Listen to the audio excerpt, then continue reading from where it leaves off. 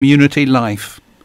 Over the coming weeks, we will be looking into various subjects of interest to the local community, such as drugs, knife crime, and loneliness. If you missed last week's show, we interviewed Stephen Pettican from the Light Project and his colleague James Hayes, one of the first support workers at the newly opened Garden House, daytime facility for rough sleepers. Now for tonight's show, we have two topics, and first we're looking into the hospice movement, and especially the care given at the Sue Ryder Thorpe Hall Hospice in Longthorpe, Peterborough. And we're delighted to welcome Donna Young from the Sue Ryder Thorpe Hall Hospice. Welcome, Donna. Hello. Hello. You've been head of hospice fundraising at Thorpe Hall for 2 years, and Donna tells me you feel extraordinarily lucky to have found a job you love so much and have such a passion for. I feel so lucky for it, actually. I've worked in charity for most of my adult life, and this charity in particular, oh my goodness, yeah, 100%, really, really lucky to work there. Smashing, that's really good. Now you head the fundraising team, and that's both with staff and volunteers from the local community. Yes, that's right, yeah. I can say that Donna said to me earlier, it's simply amazing to be a part of something that means so much to so many people. I'd say that's really true. You know, what's lovely is anywhere I go in Peterborough and the surrounding areas, people have got a story, and they relate to the hospice, and it's always something really positive and really moving, and yeah, it's a privilege. It's a privilege to work for them, absolutely. So let's start with my asking you this: what is Thorpe Hall Hospice there to do? Well, Thorpe Hall Hospice is the only specialist palliative care inpatient unit in Peterborough. So we have a 20-bed inpatient unit, which is there particularly to look after people who need palliative care treatment. So at end of life, or perhaps, you know, they might need that later on, but they might come and join us for a little while first to manage their symptoms and pain, and then they might go home again. And in fact, that's a really important thing to say, because a lot of people think that hospice care is just about looking after people, you know, just before they're about to die. And actually, that's not necessarily the case at all. About 50% of people who come to see us will go home again. So that's a big and massive and important part of what we do, but it's not all that we do. So the hospice also provides a day service, which is really for helping people with long-term conditions, so that's a very social thing. So they'll do things like gardening and baking and sailing and all sorts of brilliant things. The day services team will help them and support them to do that. We have a family support team, so they're absolutely intrinsic into the work that we do at the hospice. So they're really there to work with patients and their families from the kind of minute they walk through the door, and they will help people through the whole kind of journey of what they're going through. That family support is really important. We have a befriending team, so we have a team of volunteers that will go out and spend time. I heard you talk about loneliness a minute ago, and that's something that we recognise is something where, you know, perhaps we can offer support to people, and we'll go out and do that. And we also have a hospice at home team, because we recognise as well that you know, some people would rather be cared for at home, or potentially, you know, it could be that you know, they might have to wait a little bit of time before they can get into the hospice. So it's good to be able to transition that with, you know, familiar faces. So our hospice at home team will go out and look after them. Yeah, I mean, it's complementary therapy. We obviously have a spiritual care team, a whole raft of services, really. So what are we there to do? I think what we're there to do is to be there for people when it matters. You mentioned that word palliative care. Yes. And I'm just wondering if we can unpack that a little bit, of course, to explain to people what that might mean, and what sort. Because I think my first impression of a hospice is there for people dying of cancer. Yeah, it's really interesting, actually. A lot of people have said to me in the past, are you a cancer charity? And no, we're not. I mean, we're there to care for people with any life-limiting condition. Okay. So it could be cancer, and you know, a large percentage of people it is cancer, but it can be any life-limiting condition. So it could be, you know, a neurological condition like motor neuron disease. It could be, you know, a heart problem, a liver problem. It's about something that is, life-limiting. Yeah. How do patients and perhaps especially their worried families get to engage with the hospice's facilities? So I guess, well, I mean, today, for example, I know that, you know, people do come and have a look round, which of course they can do at any time. We've got a completely open door policy. So if you want to come and have a nosy round, if you think it's something that might be needed for your family in the future, by all means, just come in and see us and we'll take you around and show you around. If you are looking to be referred, then it's best that that's done through a medical professional. I mean, obviously, if you feel quite strongly that a family member might need that, then I think the first thing to do is probably go and see your GP or the doctor that's looking after that family member. But by all means, give us a call and we'll take you through that process, that, you know, what the referral form means, and how that can adjust to people. I think what we really want to do is, you know, break down that stigma of what a hospice is, because a hospice is a bright, and everybody comments on that actually when they come in. It's so much brighter than I expected. It's a bright and lively place with lots of things happening all the time, and a really lovely environment to be in. And I think it's just it's a difficult stigma to break down, but I would encourage anyone who's interested to come and have a look. Well, now just staying with the referral process for a time. Is a consultant in hospital or a GP caring for somebody at home, are they naturally going to know and think about using Thorpe Hall? I would absolutely hope so. I mean, I think that's part of the work that we do, the healthcare side. So I'm not a healthcare professional, so I couldn't answer you exactly how that works in terms of a step-by-step process. But what I could say is that our healthcare teams work very closely with the hospital and with GP surgeries, and encouraging people to know that those services are there. I mean, obviously there will be a criteria, and there will be a referral process that takes place, and we are a 20-bed hospice, and you know, there may be times where it's not possible to accommodate people, but we will certainly do our very best that if somebody needs care, we would want to be able to provide that for them in any way, shape or form possible. Yeah, I mean, I work with people in my church community and the community around, and occasionally I found people who appear to have become stuck in the medical system, either living at home being supported by Macmillan nurses or district nurses and GPs, or in hospital where, bless them, the hospitals seem to be there to try and make people better rather than to manage an end of life or a life-limiting condition. And what I've been able to say to the families is, ask about Thorpe Hall. And that's opened a door that they weren't otherwise aware of. I think that's really true. I think, and you'd be surprised how many people walk in the door and go, how much does it cost? Well, it doesn't cost anything. I mean, it costs something to run the service, of course, but to patients it's absolutely free, and that's a really important thing to be clear on as well, because I think some people are under the impression that they have to pay to come to us, and that's not the case at all. And you know, anybody in our healthcare teams would be happy to talk you through a process if that was something that you were concerned about or felt that you might need in the future. And like I say, our doors are always open. Come and have a look around.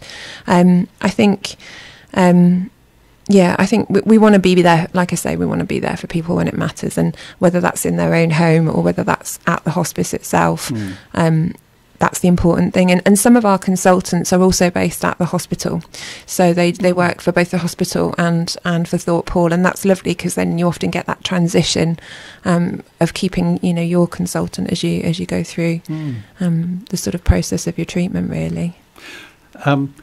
One of the great values that you seem to bring is the ability to bring across the disciplines.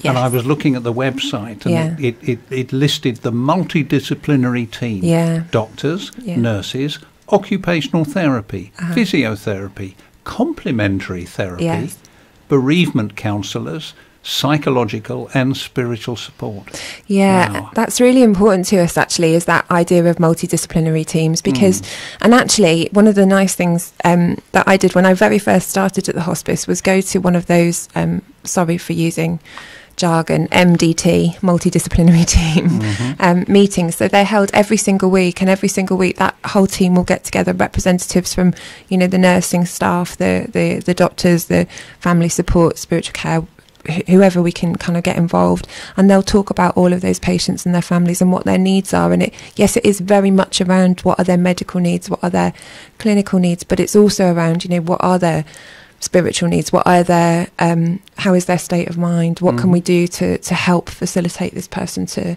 feel like they're in a better place. So and those discussions happen, as I say, every single week, and the team will come together and do that. And for me it's so patient centric. The patient is absolutely at the heart of it, and their families, you know, and their families too. And it might be that, you know, a particular family member might be struggling more than another one, or provides, you know, is providing a huge amount more support, and our team will flag that too, and do the best that they can to give that particular individual whatever they need. Thank you. We've mentioned spiritual needs, yes. And I just want to understand, because the hospice movement historically yes. came from a Christian outworking of wanting to help people die with dignity and, yes. and respect. Yes. But the spiritual needs we're talking about are for people of all faiths, any faith or no faith. Absolutely that. Yeah, exactly that. So we have a team of volunteers who, and it is, we have our head of spiritual care, Elaine, and she has a team of volunteers of multi-faith who are on hand, if you like, to be there for people, whatever it is that they might need. And we also have so the sanctuary, which is a really special room at the hospice, which is a really, again, big, bright, airy, but immediately peaceful room. You know, sometimes you just enter a space and you think, and that is what that sanctuary is. It's just one of those really lovely calming spaces. And just outside our sanctuary we have got a kind of, I suppose, religious artefacts, I guess you would call them, from every single kind of faith I think possible. I mean, Elaine has worked really hard to pull something from every faith or no faith to be there, so that we can accommodate anybody and anything that they need. And even our education team actually will encourage sort of local faith leaders to come in and talk to us about their sort of death rituals, almost, so that the nurses and nursing staff are trained to kind of know what's going to be needed, regardless of, you know, what your faith or belief might be. And I'm really proud of that. I think it's completely, you know, non-denominational. It's absolutely accepting of whatever that person needs at that time. And if we don't have a volunteer that can facilitate that, then we definitely will know someone. Right. So those networks are in place, and Elaine does a brilliant job of creating those networks. You mentioned the education team. Yes. How do they get involved? So, yes, we have, a very small but perfectly formed education team. We are working really hard, actually, to grow the education that we offer. It's a massively important part of what we do. So we want to be the leaders of education in terms of palliative care. So at the moment, what we try and do is offer courses to every member of staff. So you have to, and volunteers actually as well. It's across the board.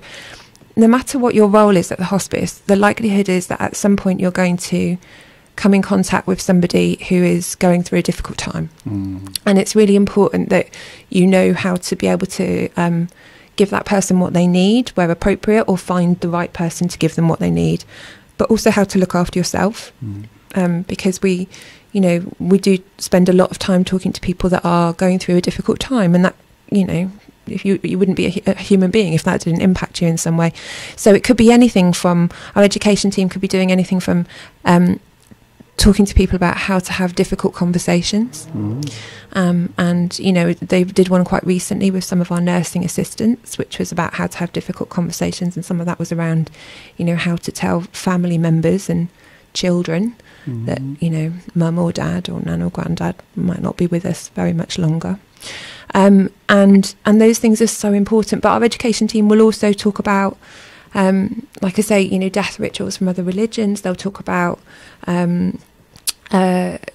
right down to sort of health and safety and how you should move somebody out of a bed. So they're really, really important, the work that they do, and like I say, all encompassing across the hospice. I just wondered when you mentioned them, and obviously it's so important that the team on the site are very well trained, and they are. Is there scope for the education to come out to GP surgeries and that's definitely drop-in centres and so on? That's definitely the plan. We would love to be able to work with people, you know, in the hospitals, in elderly care homes, and deliver some of that training to them as well. And I think that's really where we want to be. That's absolutely where we want to be, because actually that makes everybody's experience better, and you know, ultimately we want to be able to lead the way in doing that. And I think, definitely that is within, like I say, within 2 years, that's where we want to be.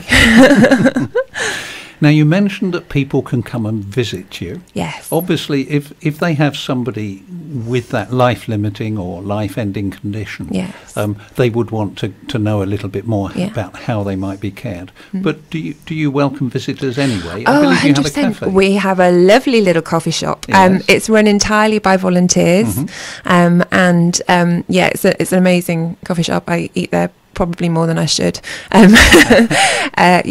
They do, so they'll do kind of teas and coffees, but they'll also do hot lunches and cakes. But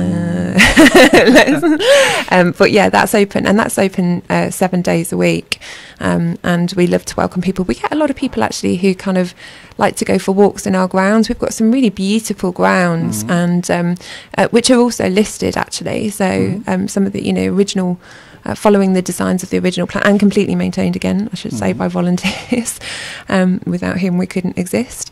They'll come and have a little nosy round, and then they'll come and have something to eat or drink, or go to the shop. Give me an impression of approaching as a visitor coming to Thorpe Hall. So you come in off the main public road.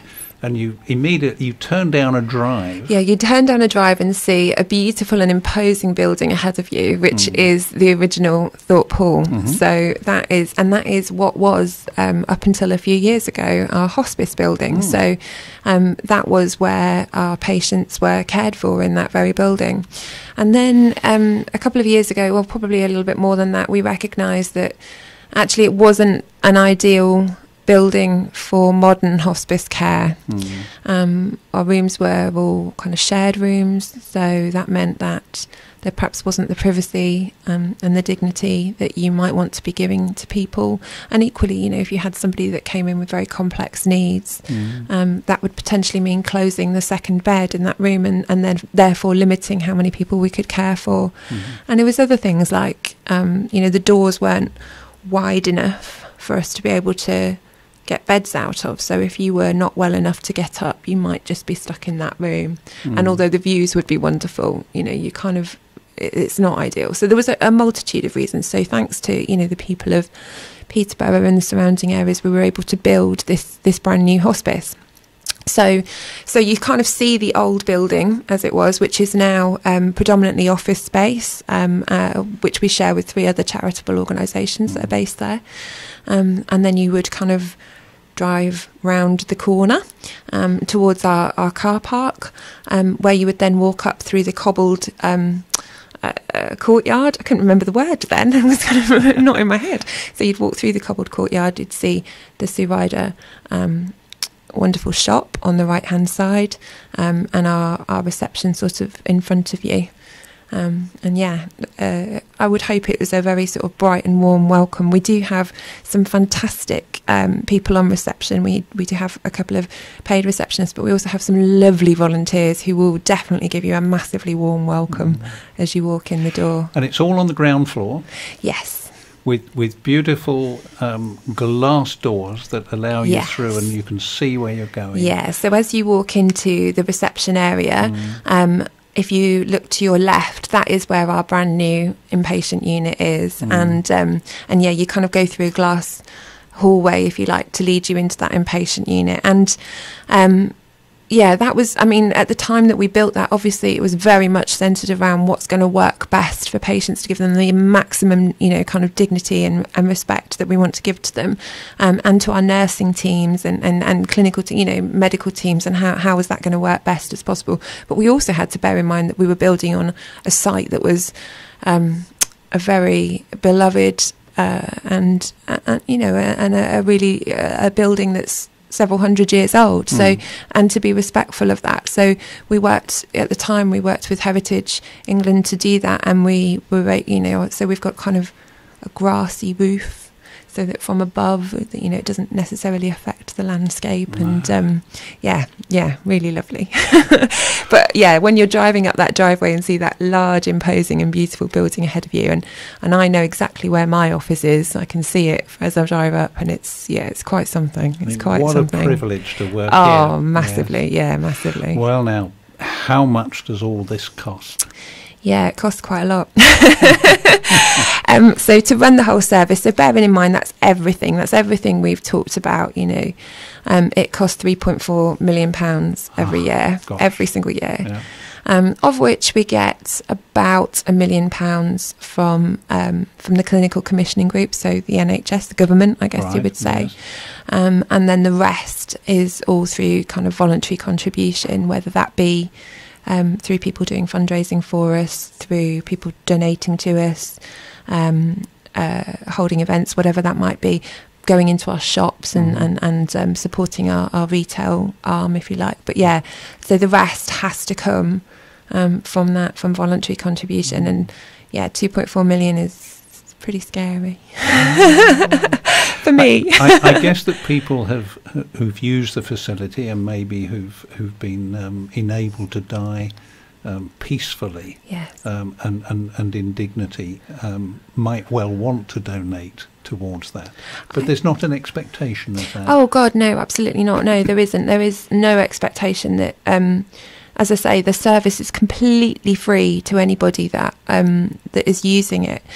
We are very, very lucky that often people who have used our service or family members do want to support us in some way, and that's brilliant. But absolutely no, of course not. And but what we would definitely encourage them to do is to tell people about our service, because firstly, because that obviously means that we can reach out and help more people, that we can do that, but also, you know, the more people that are aware that we exist and then we're a charity, you know, that's really important to us, and to being able to continue and who knows, in the future maybe expand what we do.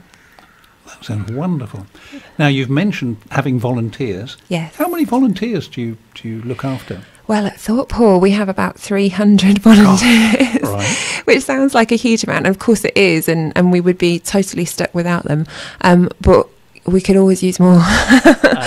So volunteers do any number of things. So they might be involved actually at Thorpe Hall, in which case they could be doing, as I say, any number of things. They might be supporting our coffee shop, they might be on reception, they might be on the ward, so sort of delivering perhaps teas, coffees, lunches and things to patients. They might come in and do a patient's hair. You know, we have got things like beauticians and people like that come in and help us. They might be supporting us with the admin side of things, the maintenance and the gardening and all those things that need to happen to keep the building and the gardens the way they are.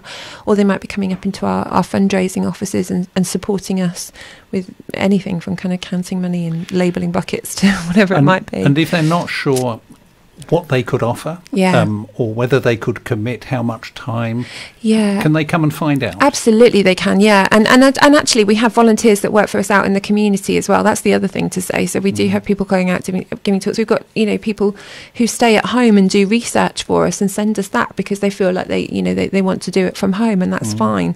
I think it's about finding I'm almost, you know, if somebody was to get in touch with our volunteering coordinator, then she would be more than happy to have a chat with them about what their specific needs are and how they might fit with what we're looking for. Oh, wonderful. Well, thank you so much, Donna Young, Head of Hospice Fundraising at the Sue Ryder Hospice.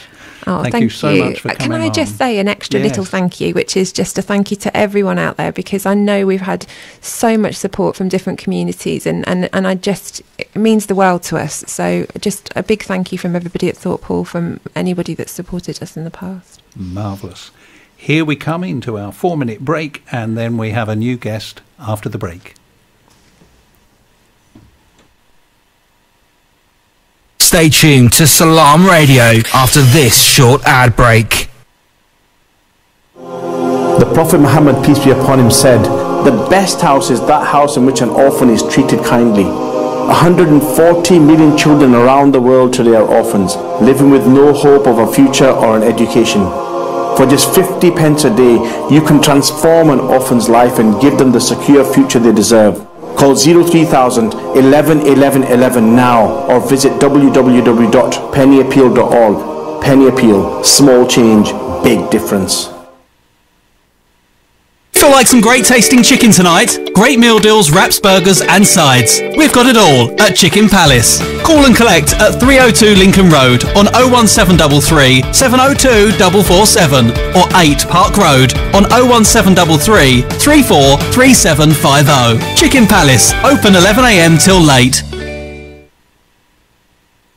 Had a car accident or an accident at work? Accident specialists are experts in no-win, no-fee accident claims. Leave the hassle to us. Our multilingual settlement experts will manage the entire claims process on your behalf, with nothing to pay up front. We provide services such as credit hire, taxi vehicles, recovery, storage and much more. For full details on our range of services and a free consultation, call us on 01733 555 774 or visit our office at 249 Lincoln Road opposite the NatWest Bank.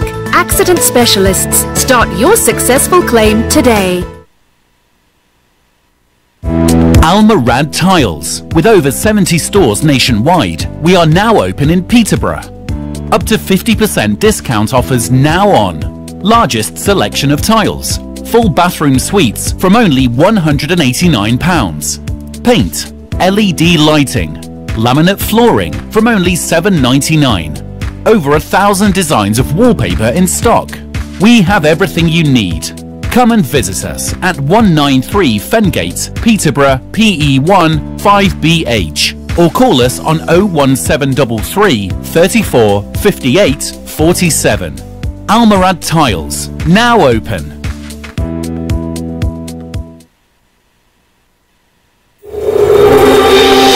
Need a great place to chill out? Look no further than The Lounge for quality food and drinks at a great price. Try our varied menu: pasta, seafood, burgers, grills, salad, soup, rice and sides. Also hot and cold drinks, milkshakes and mocktails. Leave room for our exquisite desserts. The Lounge, 417 Lincoln Road, Peterborough. Call 01733 709 306 to order for delivery. The Lounge, friendly service with a great atmosphere. The Prophet, peace be upon him, said to Abdullah ibn Amr, "Have I heard right that you fast every day and stand in prayer all night?" Abdullah replied, "Yes, O Messenger of God." The Prophet, peace be upon him, said, "Do not do that. Fast as well as eat and drink. Stand in prayer as well as sleep. For your body has a right upon you. Your eyes have a right upon you. Your wife has a right upon you. And your guest has a right upon you." Narrated by Abdullah ibn Amr in the collections of Bukhari and Muslim. जब से बनी है दुनिया लाखों करोड़ों आए बाकी रहा न कोई. Broadcasting 24 hours a day, 365 days a year. This is Salaam Radio. Welcome back to our listeners to Salaam Radio on 106.2 FM. And you can message us on WhatsApp 07745 278 978 or email us studio@salamradio.co.uk. This is Adrian Holdstock presenting Community Matters, the radio show for all communities across Peterborough and beyond. We have a new guest for this second half of the show, Jonathan Bigham, Wicketz Cricket Development Officer for Cricket East. Welcome, Jonathan. Evening, Adrian. Good evening, listeners. Hope you're okay this evening. Thank you. Now, before we get into the Wicketz programme, how do you become to be running a cricket development programme for young people? I grew up loving to watch test matches on the television. In my day, that was in black and white, as well as playing cricket at school level. So tell us something about your career and your experience of cricket. It goes back a long way, really. I don't remember this, but my third birthday back in 1983, I was learning to play cricket in the back garden with my dad. And then 1991, I joined Autumn Park Cricket Club, had 24 seasons with them. And at the same time in 1991, I started my secondary school education at the King's School in Peterborough. Had 5 years there, 5 great years learning the game. People like Adam Allies and Ian Fowler as my teachers. And I learnt how to play, learnt how to keep wicket and bat, and also learnt the rules of cricket as well.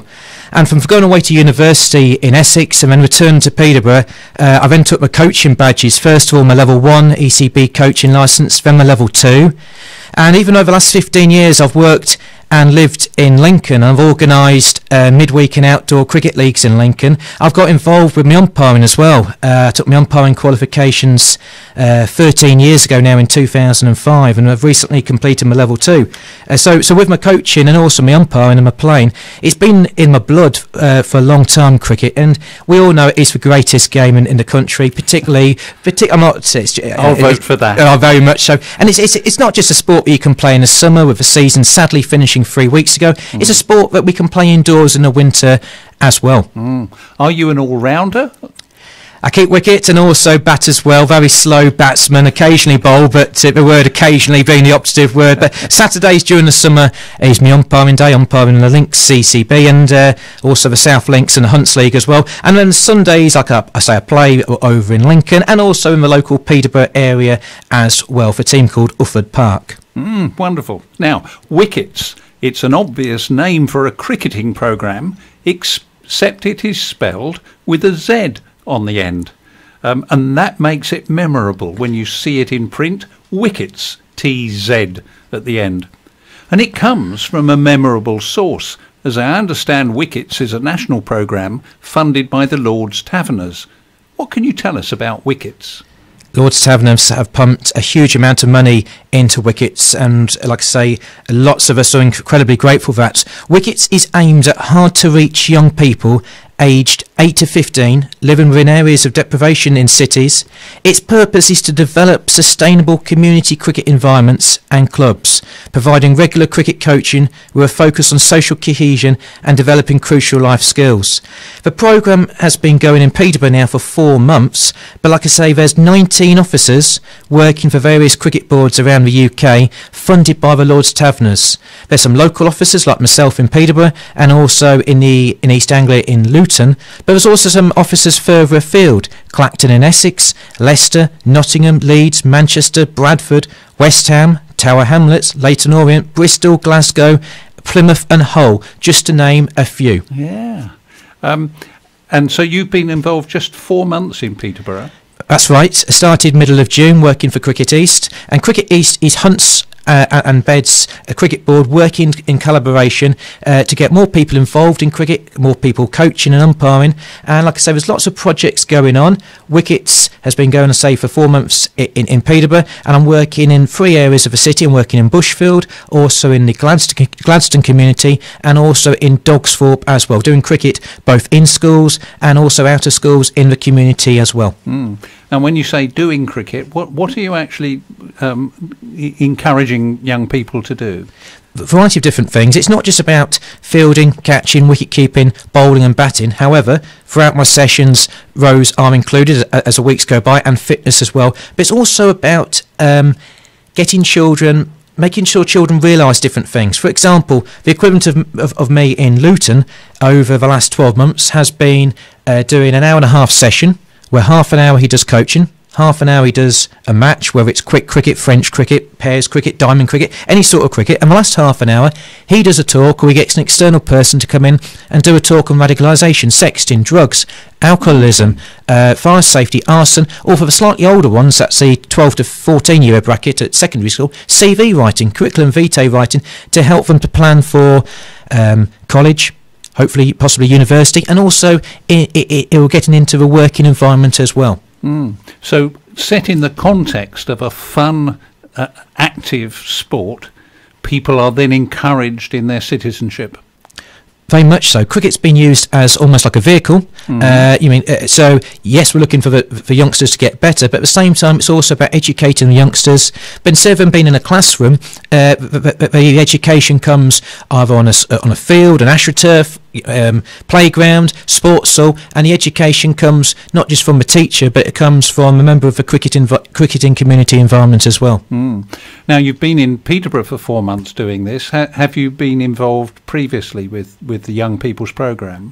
Well, I've not been involved, like I say, with this cricket programme before, but I very much have a cricket and also a sport background. I had 10 years from 2001 to 2011 working up in Lincoln, a lovely city, working for the City of Lincoln Council, where I worked on organising the Lincoln 10k road race and other events as well, which involved various festivals for various primary and secondary schools. I also worked with every primary and junior school in the city, teaching them a variety of sports, and I had 4.5 years working in education in a secondary school just outside Lincoln, where I was, as well as dealing with discipline and working with year 10s, year 11s, I was also running the 2 cricket teams there as well. So like I say, working on this project fairly new, just 4 months, but like I say, I've had a cricket background through other things I've done in the last 15 years, definitely.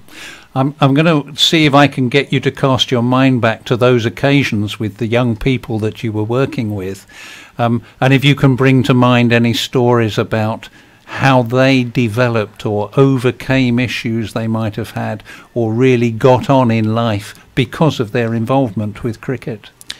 I can think of situations where youngsters, let's just like a coaching point of view for a second, who struggle with overarm bowling and struggle with keeping the arm straight, or they struggle to hit through the ball through the line, or even struggle to catch. And when you see over so many weeks, so many months, all the skills, all the drills put together, and you see that improvement, that certainly makes you as a coach feel very proud of, and also very pleased to see that youngster progressing and improving. I can also think of times when I've worked with youngsters in areas of deprivation in Lincoln who have been in trouble before, and I've used sport, not just cricket, but sport, where it's been like uni hockey, or whether it's been basketball or football or cricket or tennis as a vehicle, and for them getting involved in the activities, they've realised that actually getting involved in sport is good for them. It's good for their health, it's good for their well-being, and it's also great for meeting new people. The amount of people I've met both in Lincoln and also in Essex, where I was for 3 years at university, and Peterborough, from different sports, whether it's coaching, watching, playing, officiating, and you end up having lifetime friendship from meeting these different people from around the UK. And as well as the young people that you're working with that are the recipients of cricketing programmes, I guess there must be other adults involved in volunteering and helping and supporting? We have had some adults helping out and supporting. I'm working next week with some adults on the sessions I'm actually organising. We are heading towards another holiday, which doesn't seem possible because it only seems 2 minutes ago that we had that heat wave and everybody was off in July and August. But I've got some adults working with me next week on some of the sessions. 3 sessions I'm organising next week during the October half-term break. That's Tuesday the 23rd of October, 2 till 4, for 8 to 14-year-olds at the Gladstone Community Centre, both indoors and outdoors. Same place, same time, but a different day, Wednesday the 24th of October, 2 till 4 at Gladstone Community Centre. And then this time next week, slightly different time, Thursday the 25th of October, 3 till 5, at the Focus Community Centre, which is on Chestnut Avenue in Dogsthorpe. Activities both indoors and outdoors, skills drills, and there'll be some match situations as well. And like I said, there will be some adults with me volunteering and helping out, definitely. And have you got young people signed up for this already? We have got some young people who have already signed up, or some leaflets and covering letters went out to all the 50 youngsters that attended both in July and August. They went out 3 weeks ago. We had leaflets go out to all the primary and junior schools and the secondary schools that are near the Gladstone area and also the focus area as well. But there's still places available. So if anybody would like to come along, well, by all means turn up 5 minutes before a session, but it's always best to pre-book, so please phone me on my mobile number, which is 07388 949 572. That's 07388 949 572. Or please email me. It's all lowercase, Jonathan, which is JON .Bigham BIGHAM at Cricket East, that's Cricket East, all one word, .co.uk, and I'll send you a consent form, an application form that takes literally 2 or 3 minutes for you, or your parents I should say, to fill in, and then of course it just saves a bit of time. Next Tuesday, Wednesday or Thursday. If you want to come for 1 day, that's fine. If you want to come for 2 days, that's fine. If you want to come for all 3 days next week, then that is absolutely brilliant. Just bring some warm clothing because we'll be indoors and also outdoors as well. Wonderful. Now just remind me the times of those 3 days and the locations, because they're different each day, aren't they? They are. So Tuesday the 23rd of October, 2 till 4 at the Gladstone Community Centre. Wednesday the 24th of October, 2 till 4, and it's at Gladstone Community Centre again. And then next Thursday, this time next week, Thursday the 25th of October, 3 till 5 at the Focus Community Centre, which is Chestnut Avenue in Dogsthorpe.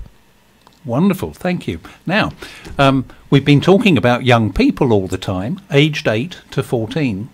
I do need to ask the question, does this include girls as well as boys? Very much so. The sessions are both for girls and for boys. My colleague has been working with a lot of girls recently in primary school and also at the ICRA Academy as well. And it's really important that girls and boys do play cricket. I mean, I can remember my first ever cricket match competitively, Year 7 King School, June 1992. I was almost 12, and we played away at Ramsey.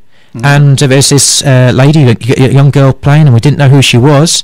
And she captained, scored 51, took 4 wickets, yes, took 3 catches, and she got a run out. And 3 weeks later, we did know who she was, because she got picked to play for England ladies under 19s. And those listeners who know cricket well were thinking, I know who that is. It's Charlotte Edwards, who ended up captaining England and sadly retired, or sadly left the team a couple of years ago. But like I say, 1992, Charlotte was a bit of a one-off because there weren't many ladies and girls playing. But in the last 10 years, the growth of women and girls cricket has been phenomenal, and that's down to a lot of work from local cricket clubs and also cricket clubs around the UK. And it's also down to a lot of good development work that's been done by various cricket development officers around the UK. And also, I've got to praise also primary and secondary school teachers who have got girls thoroughly hooked on cricket as well. Oh, wonderful.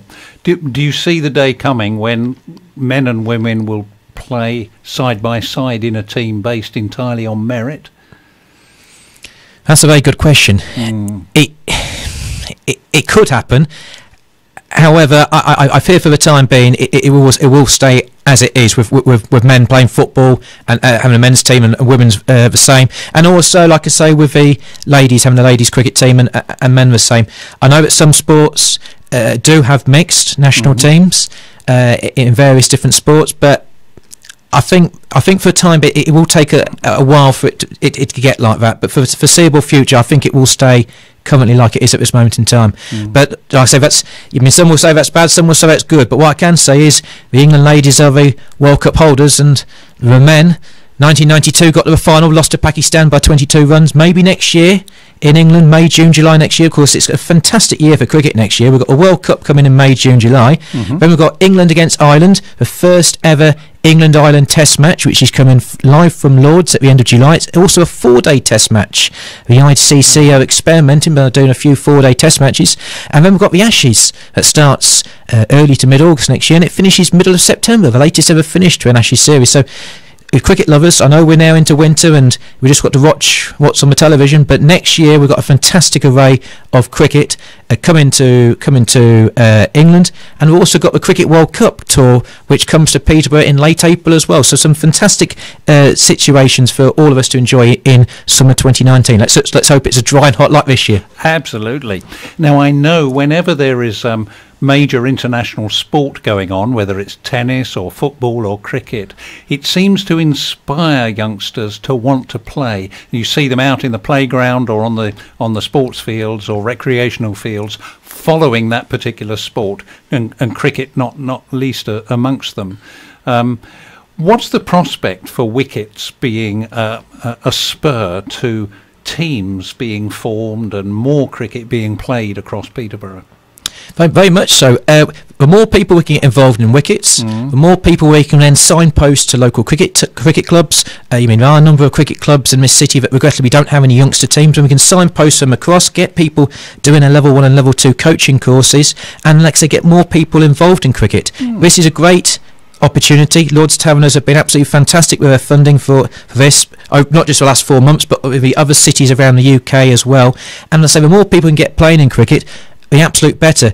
But you're right, Adrian, what you said about people being involved. 1988, Great Britain won the hockey. There was a huge uptake in hockey from 88, and we all remember 15 years ago, Saturday the 22nd of November 2003, when England beat Australia in the Rugby Union World Cup. Yes.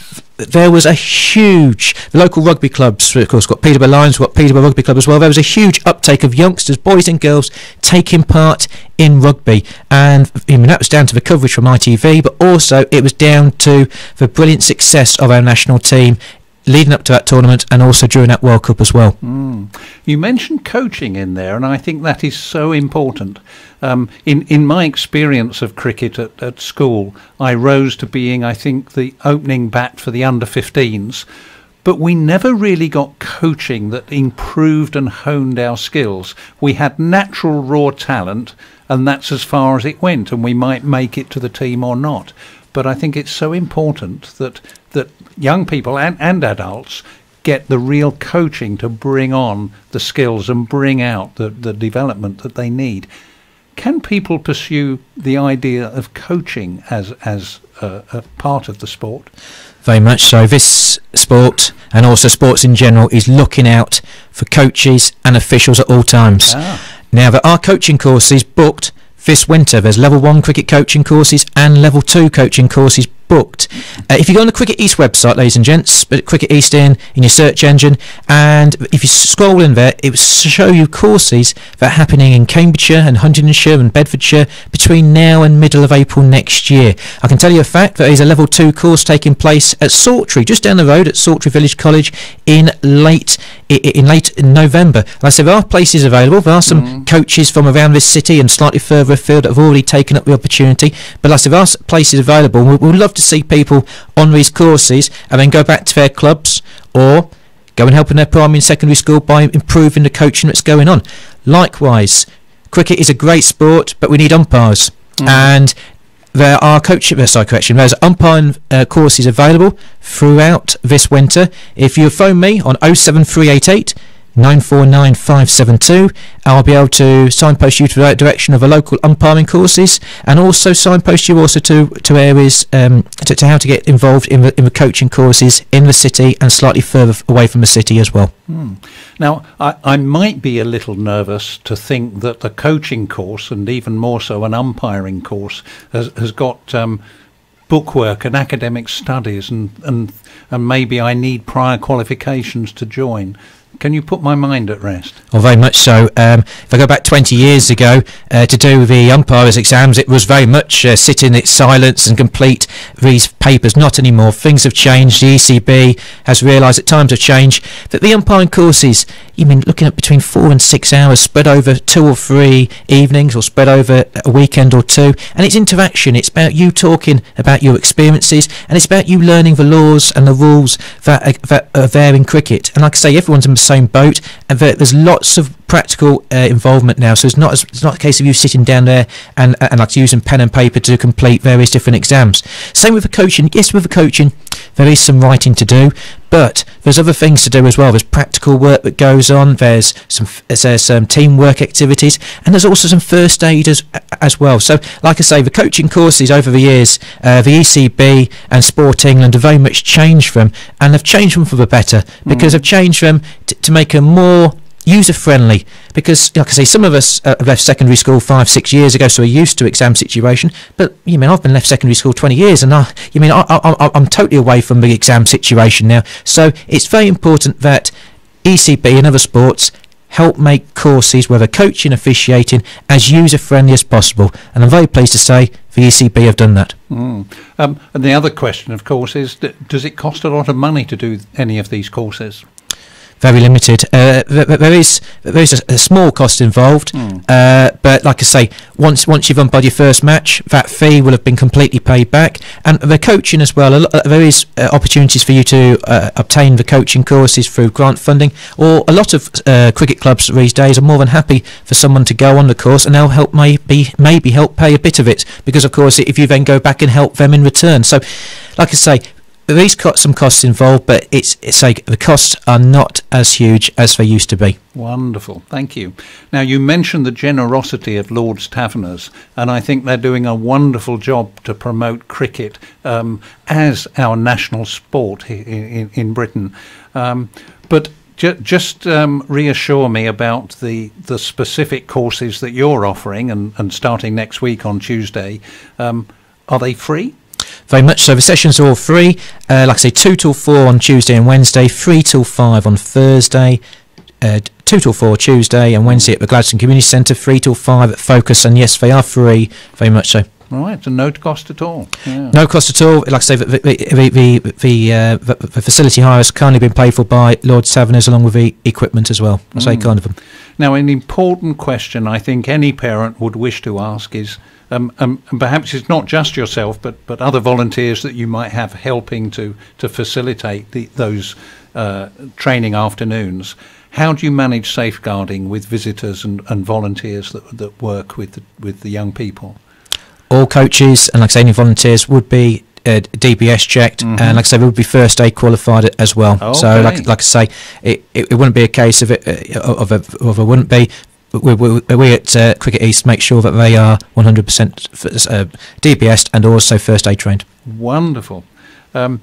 Anything you'd finally like to say to promote the whole concept of wickets and of cricket for young people in Peterborough? Cricket's a great sport, ladies and gentlemen, both in the summer and also in the winter period as well.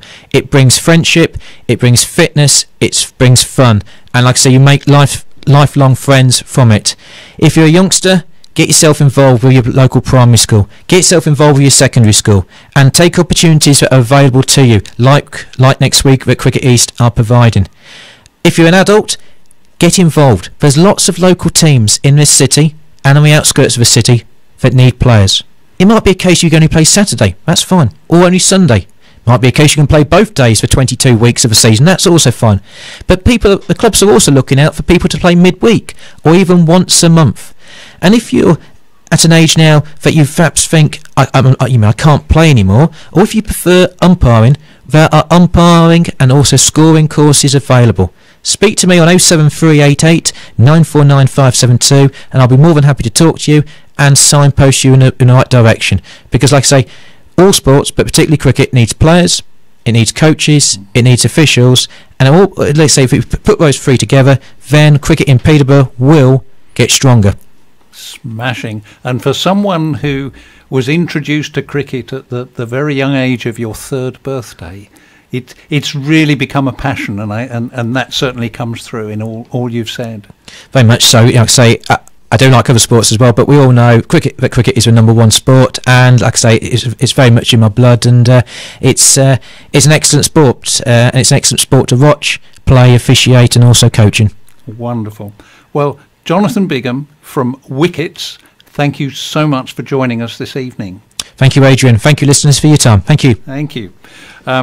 Just before we go, having thanked Jonathan from the Lord's Taverners Wicketz programme, which is for boys and girls of the ages 8 to 14 to enjoy learning cricket and growing in confidence and skill.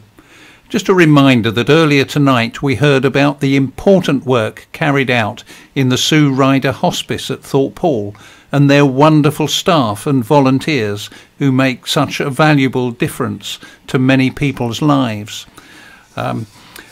Coming up in future weeks, we will be hearing about the drugs and knife crime and the violence that we're trying to control in our local communities, and also questions to do with loneliness. Just as we come towards the end of our show, let me remind us that we are looking at community matters, anything to do with community life in the Peterborough area. But wherever you are, value your community, and we'd like everyone to be a community that lives in peace and harmony. So Salaam, Shalom, and the peace of God to you all. This good night from me, Adrian Holdstock, in Community Matters on Salaam Radio.